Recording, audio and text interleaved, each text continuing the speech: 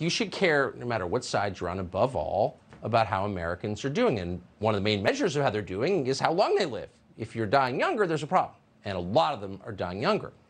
This fact comes to us from the life insurance companies, which keep close track of that. And notice this according to their data.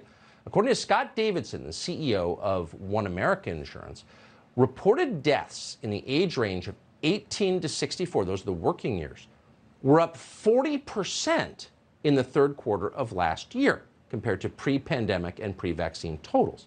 Davidson said, quote, "We are seeing right now the highest death rates we have seen in the history of this business, not just at One America. 40% is just unheard of." And again, these are the guys who do this for a living, and they're shocked. So the question, what's causing this? It's clear our leaders don't think COVID is to blame. Here's Stacey Abrams maskless in front of a room full of masked children, and she has at least one very obvious comorbidity. Here's Barack Obama maskless in the face of his masked servants as they build his latest mansion in Hawaii. So if corona's not causing these deaths, and it's not, what is causing these deaths? 40% increase. Charlie Kirk is the co-founder of Turning Point USA. He just wrote a piece on this. That's why we learned about it. He joins us tonight to assess. Charlie Kirk, thanks so much for coming on. What is this? Thank you. We don't know. I mean, the one business that actually tells the truth regarding the death of Americans is life insurance.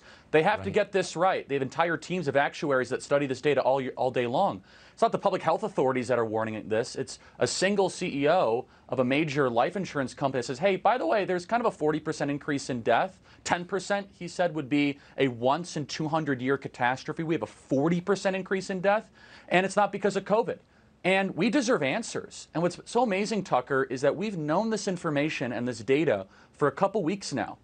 Where are the politicians? Where are the leaders? Where are the people we put in charge to actually care about the well-being of our people? Well, at least we know how many times Joe Rogan used a bad word in a podcast the last 10 years. I guess we're getting our pronouns right for our 6-year-olds, but we have a 40% increase in death amongst the supposed healthiest portion of the American population. This is a catastrophe. We deserve answers, and some would conjecture, hey, does this have something to do with the fact that we might have done a mass inoculation strategy? We know that there was deaths of alienation, suicide, and otherwise, but there's no answers. No one's talking about it. So, I mean, isn't this the primary number they should be focused on? If you're in charge of the well-being of the American people and the death rate jumps by 40% in a cohort, you know, that's not supposed to die young, then, like, why aren't you hair on fire upset about it? I'm honestly confused. Well, it's either they don't care or they don't know how to talk about it, or they are too concerned about GDP numbers or stock market increases or immigration quotas or whatever. It's a mass casualty event. It's that simple. And the fact that the insurance companies are now warning us about it should have every politician, every political party across the country say, regardless of your politics, we got to figure out what's going on here. The lockdowns contributed, and there's other things that definitely contributed as well. This is probably the most important metric for our leaders to care about. Well, that's exactly right. And they don't care. And I just really am grateful that you noticed this, so it went over my head, and brought it to us tonight. Charlie Kirk, thank you.